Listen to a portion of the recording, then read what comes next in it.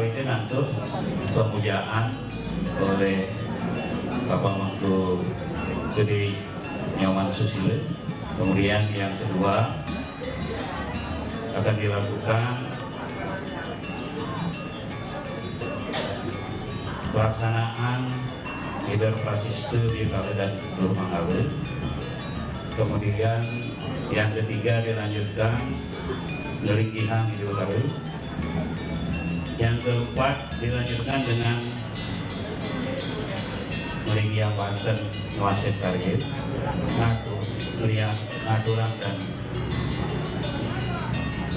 Ngaturan Banten Nuaset Karir. Kemudian diikuti dengan persembayangan bersama, dan nanti pada saat kita jeda monastir akan diisi dan mewacana oleh Pak Sekum, kemudian Bapak Sekum PHRI. Kemudian setelah selesai acara Nuasin kali ini, terakhir ditutup dengan Ngelinggihan Dewi Tapi. Berikut kegiatan dan jadwal acara hari ini, mudah-mudahan semua umat bisa mengikuti kegiatan ini dengan baik. Sukses mendengar.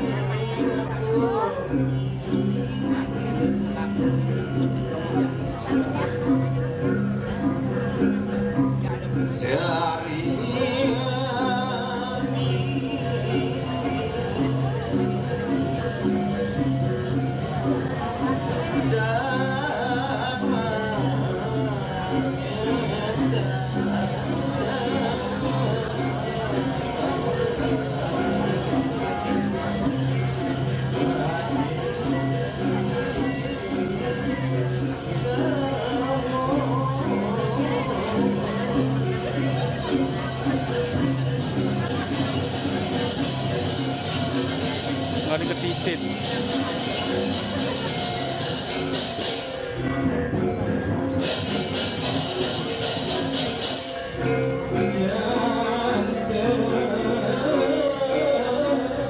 Ke bawah, halus.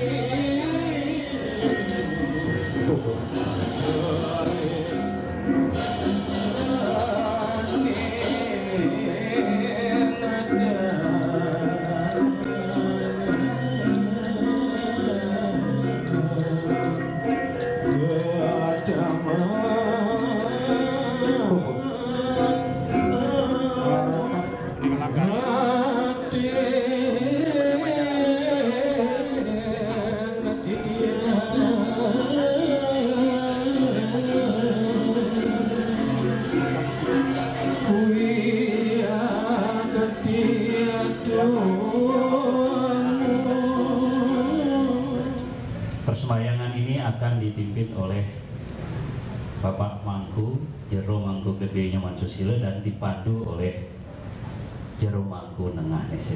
Terus Sukso. Cek 1. Umat sedama, persembayangan Entegang Kadir dalam rangka Puja Wali Pura Raditi Darbo yang ke-73 dimulai. Mohon untuk mempersiapkan sarana dan prasarana.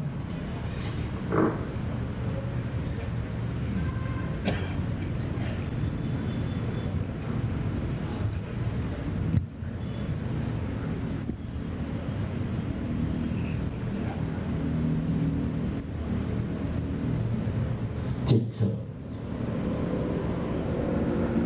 Umat sedama, persembahangan dalam rangka Mentegang Karya dimulai. Mari ningkat pikiran, satukan bayu satu hidup kita. Asana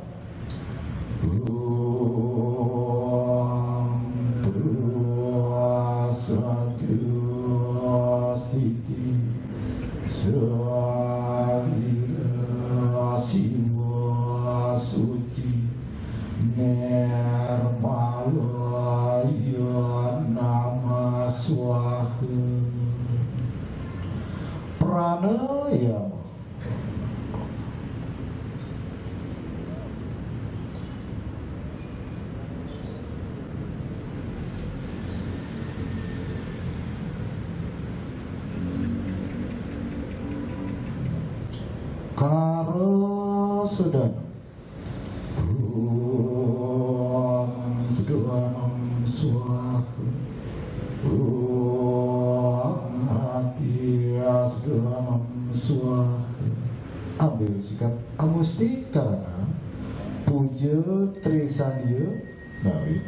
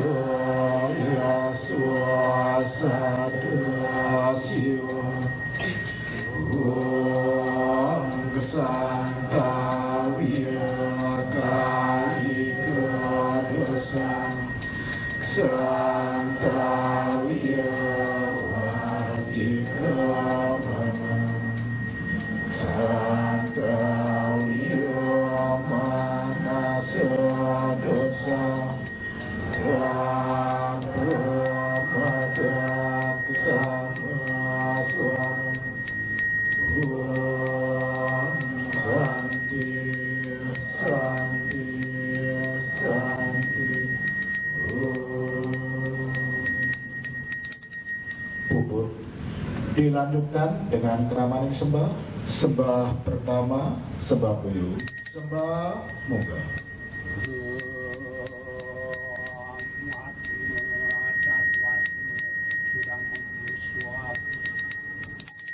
Turun.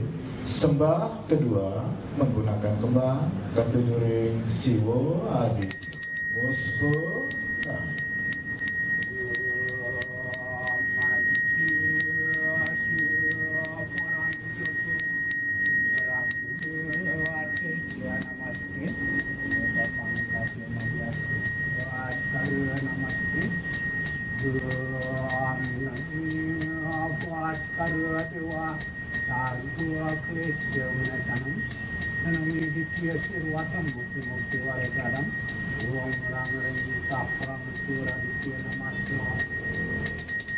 Turun. Sembah ketiga menggunakan kembang jangkep atau kuangen ketujuh ring Dewa Samudaya. Muspe Nawi.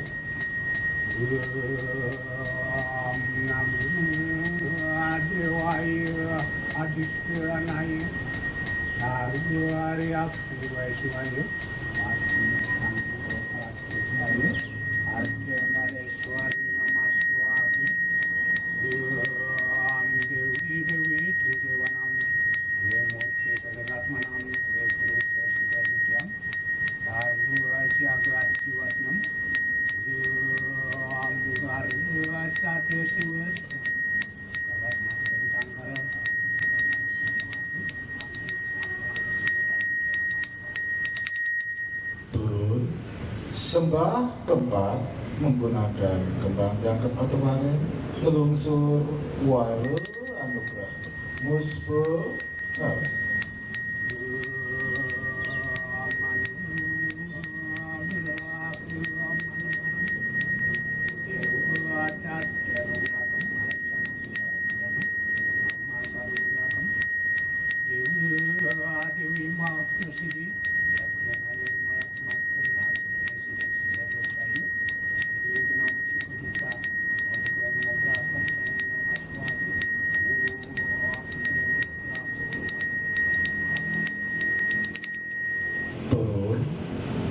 Sembah kelima, sembah Huyo mengaturkan suksem panehidup. Sembah Mongga.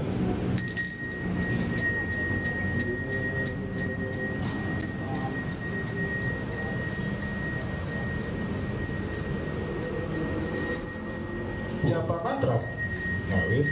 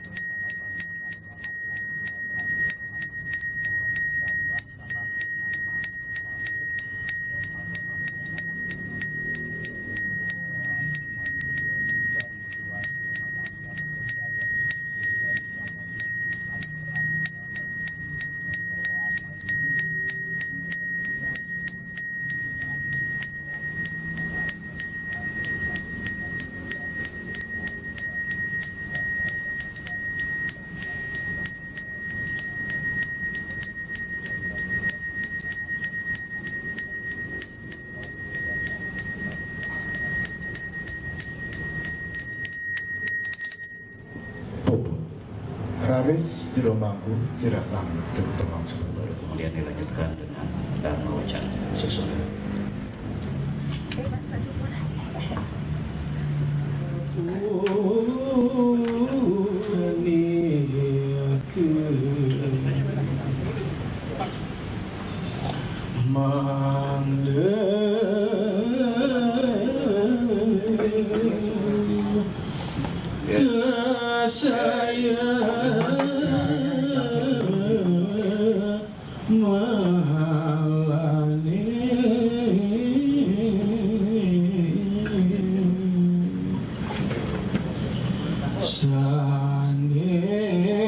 Adik-adik yang Adik-adik Pasraman lunas tulung karena ini Pak Mangkunya lumayan banyak yang berciket-ciket, dibantu untuk bawain bijinya. Susuma.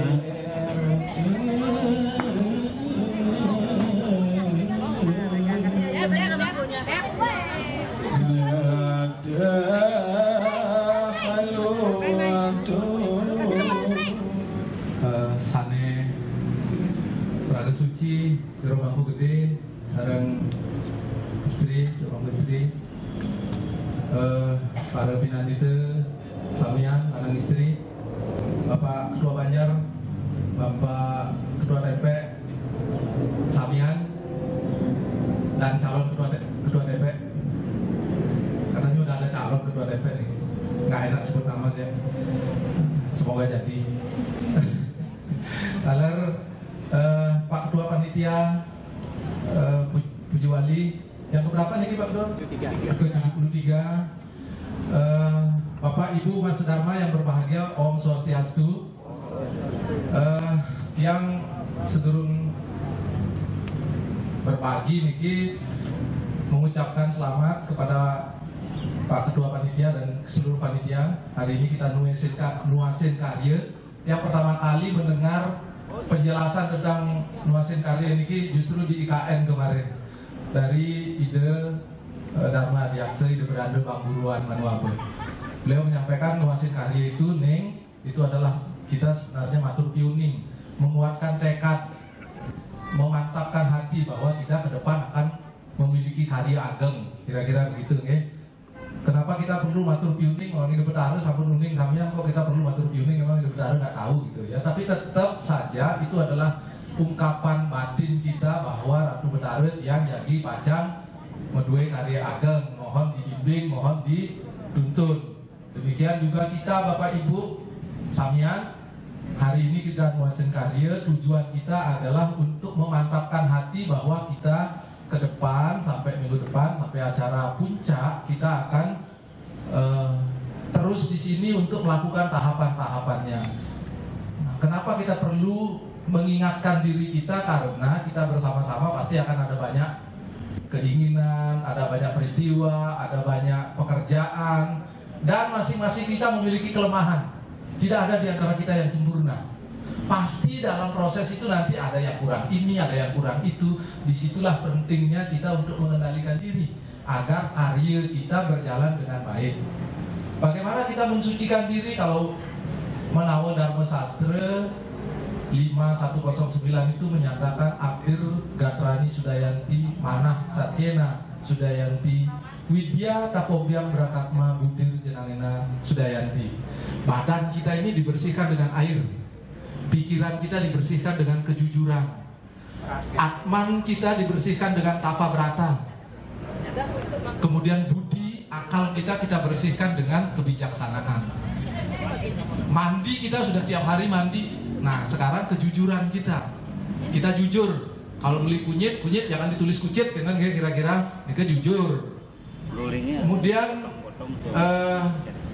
tapa brata. Nah ini yang penting nih, tapa brata, pengendalian diri. Karena sekali lagi kita akan bertemu dengan banyak kekurangan-kekurangan.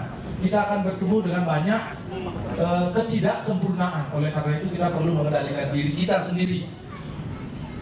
Bapak Ibu, dalam kisah Mahabharata, saya suka mengutip-utip kisah dari itihasa kita.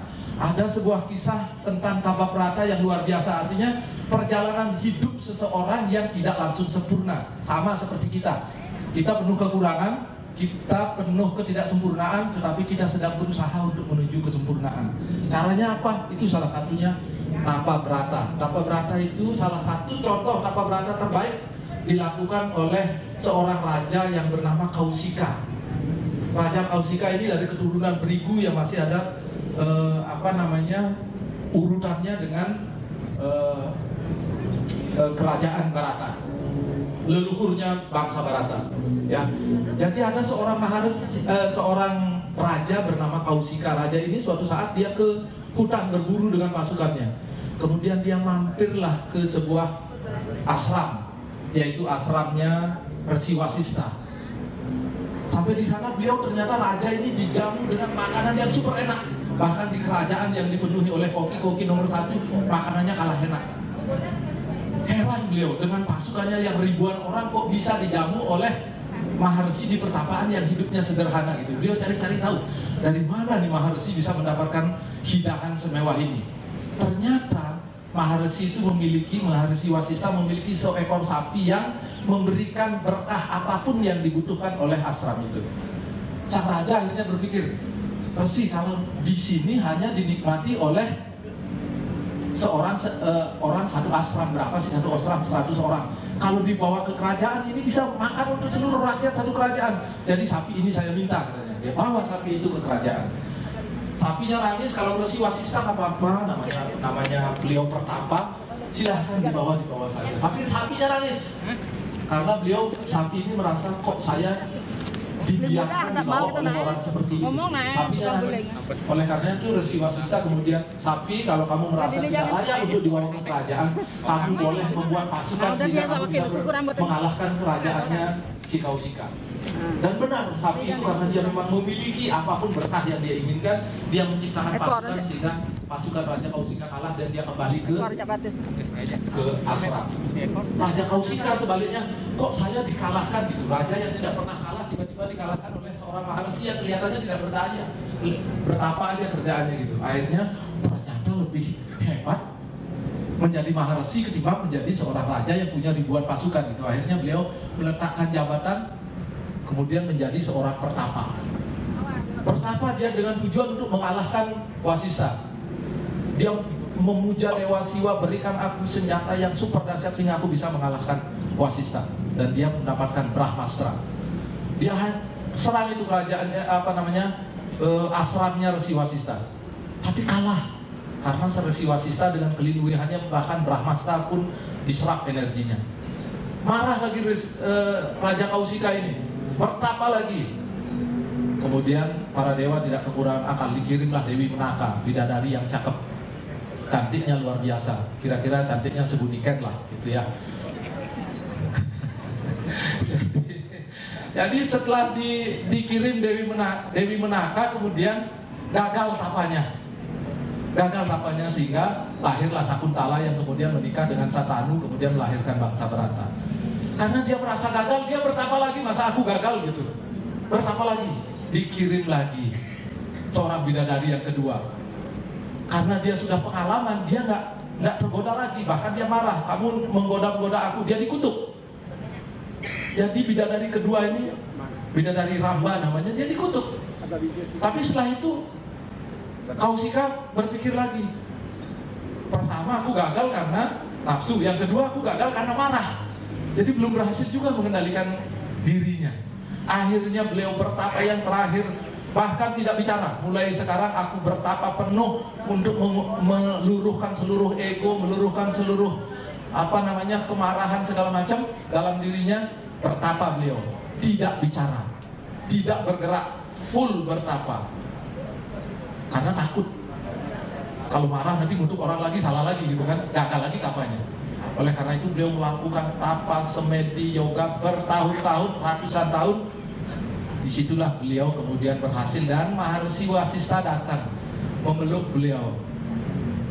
Hari ini sudah aku tunggu sejak lama, saudaraku. Mulai hari ini kamu diberi nama Wiswamitra, dan itulah yang kemudian menjadi Maharsi Agungnya Hindu. Jadi Bapak Ibu, Wiswamitra berasal dari seseorang yang seperti itu, seorang raja yang ego, yang ingin merebut hak orang, tapi dengan bertapa gagal, akhirnya beliau bisa menjadi seorang Maharsi Agung bahkan menjadi gurunya Rama. Bapak Ibu, demikian kita perlu terus melatih diri kita. Dan Bapak Ibu, selain melatih diri tapa brata, tadi kalau kita dengar doa, salah satu doa kita adalah bait kedua kalau nggak salah dia di Panca Sembah, Om pranamya Baskara Dewam Sarwa Klesa Wina Sanem, gitu kan?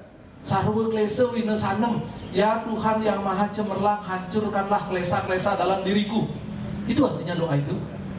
Apa klesa itu Bapak Ibu? Klesa itu adalah kekotoran batin. Yang kotor-kotor dari batin kita mohonkan kepada Hidup Betara niki biar kita nggak hafalkan mantranya, tapi kita mengerti. Om pranamya Baskara Dewam Sarwa Klesa Wina Sanem, gitu. Sarwa Klesa Wina Sanem. Klesanya ya yang ini hancurkanlah klesa hamba. Klesa itu dalam Yoga Sutra Patanjali disebutkan ada 5 klesa. Yang pertama adalah avidya, yaitu ketidaktahuan. Ketidaktahuan itu menyebabkan klesa, ketidaktahuan kita terhadap diri sejati kita, ketidaktahuan kita terhadap hakikat kehidupan.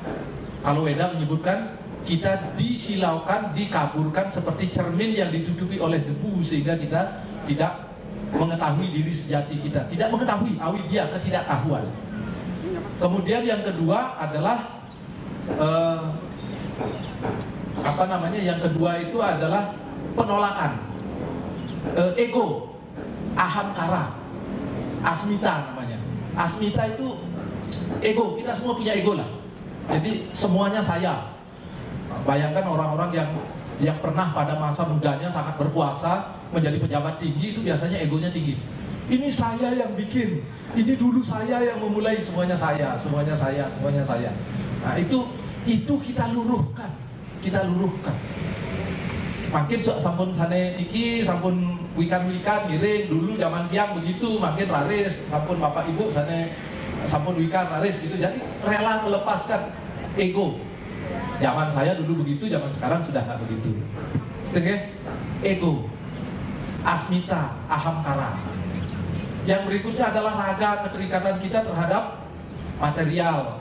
Istri pengen yang cantik, yang istri pengen suami yang ganteng, pengen punya mobil mewah, punya segala macam lah. Itu adalah raga keterikatan kita terhadap hal-hal yang bersifat duniawi. Yang berikutnya adalah doesa. Doesa itu adalah penolakan, bahkan kemarahan terhadap sesuatu yang tidak kita inginkan. Besok Bapak Ibu akan ketemu nih dalam acara karya berikutnya ini, pasti ada sesuatu yang tidak sesuai di hati. Dia kok begitu sih? Buahnya kok kurang gede sih? Partnernya kok kurang ini sih? Ininya kok kurang itu sih? Sekali lagi karena kita dipenuhi oleh ketidaksempurnaan. Itu harus kita terima, lepaskan, relakan. Jangan diikuti oleh kemarahan dan gosip-gosip. Iya nu gitu ya. Nah itu hindari karena sekali lagi kita sedang membersihkan diri untuk menyempurnakan yajna kita di hadapan Hidup Betara. Jangan nodai dengan ego, jangan nodai dengan ya itulah ya, yang makanya kalau meditasi Bapak Ibu, ilmu dasar waktu kita pertama kali mengikuti meditasi yang diajarkan adalah menerima. Sekarang pejamkan mata, kata guru meditasi begitu. Sekarang Bapak Ibu, murid-murid, pejamkan mata, terima, rileks. Baru rileks sedikit, suara motor menggerung di depan, ngoeng, marah, rasanya terganggu. Guru bilang, terima saja, terima, rileks, terima. Baru aja mulai gitu, gulunya tetangga ngomong, marah lagi, egonya tersentuh lagi, ada rasa tidak terima. Kenapa sih begitu gitu? Padahal itu di luar diri kita yang tidak bisa kita atur. Bayangkan di dunia ini, jangankan di dunia ini, di Sengkar Pura niki manten, di jeroan Pura niki, yang bisa saya atur cuma diri saya. Bapak Ibu sampean tidak ada yang bisa saya atur. Jadi saya harus merelakan, saya harus belajar menerima bahwa ada sesuatu di luar diri saya yang tidak sesuai dengan keinginan saya. Saya terima. Karena kalau itu dilawan habis energi, marah, akhirnya stroke, akhirnya cepat tua. Gitu ya. Bapak Ibu, kalau ingin suaminya awet muda, ingin istrinya tetap cantik, ajarkan terima saja, relax, santai. Memang begitu adanya, terima gitu. Nanti awet muda, keluarganya jadi bahagia beneran nih ke. Oke, Bapak Ibu, yang terakhir adalah abinefesah. Abinefesah itu ini klesa, penyebab klesa yang kelima, yaitu pingin hidup terus takut mati. Itu memang naluriah lah ya, apalagi istrinya masih cantik, kekayaannya masih banyak, suaminya masih ganteng, takut banget mati, pengen tetap hidup di dunia gitu. Tapi Bapak Ibu, itu wajar, tapi jangan sampai ketakutan itu menyebabkan hidup kita terganggu. Takut mati gitu, semangat takut mati, tengah takut mati, saja takut mati, kapan bahagianya? Udah nikmati hidup, kalau memang waktunya datanglah, itu kan sesuatu yang tidak bisa kita tolak. Jangan sampai itu mengurangi kualitas hidup kita maksudnya.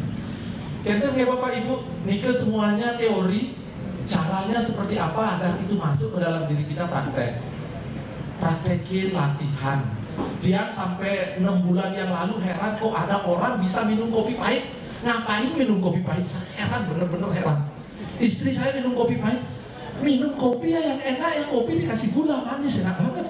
Kalau kopi pahit, kalau obat pahit terima, karena memang kita sakit pengen sembuh, terpaksa obat yang pahit kita minum. Tapi kopi kan saya mencari kenikmatan, kok kopi pahit diminum gitu. Tapi istri saya bilang, papa coba deh, coba. Akhirnya saya belajar minum kopi pahit. Hari ini saya sudah terbiasa. Minum kopi pahit sudah enak Bapak Ibu, benar. Gulanya sudah tidak masuk ke tubuh dan kita merasakan enaknya kopi pahit. Kalau tubuh kita bisa menerima sesuatu yang dulu kita tolak, maka batin kita juga begitu. Kalau kita sekarang cepat marah, cepat iri, egonya gede, semuanya saya, semuanya aku. Kalau dilatih seperti minum kopi itu bisa juga. Lama-lama kita akan terbiasa. Niki beneran bikin. Bukan mengada-ngada, tapi kita mulai praktekkan dari kehidupan kita. Karena Bapak Ibu sekali lagi, agama itu, ajaran kitab suci itu, sembahyang itu, doa-doa itu harus mewujud dalam kehidupan sehari-hari kita, baru dia berguna. Kalau dia cuma dengan modal dua hati terus mohon begini begitu, mau ini begitu, biar pokoknya yang selamat, Pak Rahayu, Pangeral Sukih, Pak umur lantang, tapi hidupnya tidak sehat, cepat marah, iri dengan orang, nggak ada kualitasnya, nggak ada gunanya doa-doa itu. Orang yang beradu tidak, bukan minimarket tempat kita datang untuk belanja, bertukar transaksi begitu. Itu semuanya kembali ke dalam diri kita. Jadi mari berlatih Bapak Ibu, gunakan kesempatan nuasin kadir niki, mengendalikan diri, menyucikan hati, menyucikan batin, sehingga kualitas hidup kita benar-benar mewujud dari karya agung yang kita lakukan. Jadi nggak capek-capek kayak bikin pejor, netek, bikin Pak Madi Wirata kemarin bikin ini nggak jadi sampai selesai. Ayah bikin plakat nggak jadi gitu. Bayangkan usahanya luar biasa gitu. Kalau capeknya aja dapat, tapi manfaatnya kadang rugi kita. Jadi ngiring Bapak Ibu sareng Fabi saling mengingatkan diri tiap boye nasikin segala ya. Tidak ngajarin bebek berenang itu karena Bapak Ibu sami sampun pawikan. Ini cuma sebagai pengingat, sebagai trigger bahwa kita sedang pacang berdua karya ageng diri, bersihkan hati, bersihkan pikiran, bersihkan jiwa raga kita, bersihkan batin, bersihkan budi kita, intelektual kita dengan mandi, dengan kejujuran, dengan tapa berata, pengendalian diri, dan dengan kebijaksanaan. Bahwa itu dalam kehidupan kita, sehingga dia tidak hanya menjadi doa-doa, tidak hanya menjadi teori-teori, tapi mewujud dalam keseharian kita, dalam tri kaya parisuda kita. Pikiran kita bersih, ucapan kita menjadi indah, perbuatan kita menjadi benar. Mudah-mudahan dengan begitu kita akan semakin berkualitas, semakin hari, semakin baik, semakin guyup. Benjang-benjang kalau misalnya bantennya kurang ini, sesarinya kirang akide menasapur Jermanku ledangan, dimaafkan, diterima. Begitu juga Bapak Ibu semua, kurang ini, kurang itu, terima saja. Memang kita semua penuh kekurangan kok, penuh ketidaksempurnaan. Terima, maafkan, lapangkan hati. Demikian Bapak Ibu, agar tidak terlalu lama yang tutup dengan para pesanti Om Santi Om. Ini semudah Pak Ketut Muriase ikuti dengan prosesi merigia di daerah ini. Terus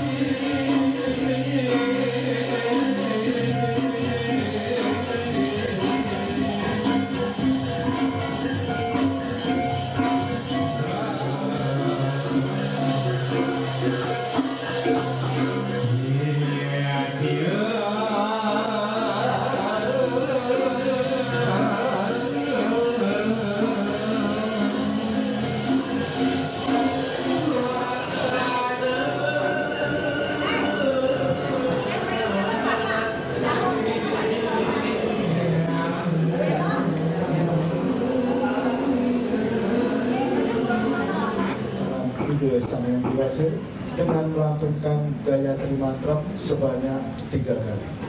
Ambil sikap amusti karena gaya trimantra. Ngawit.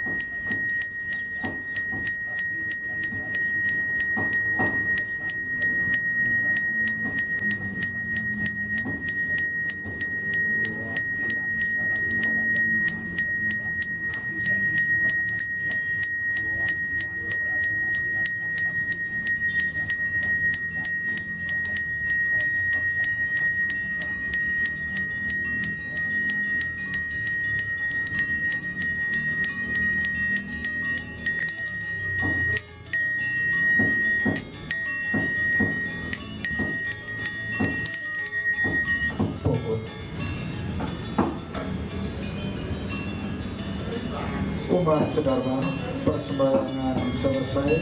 Mari kita simak para mesangki. Ambil sikap para mesangki. Dawid.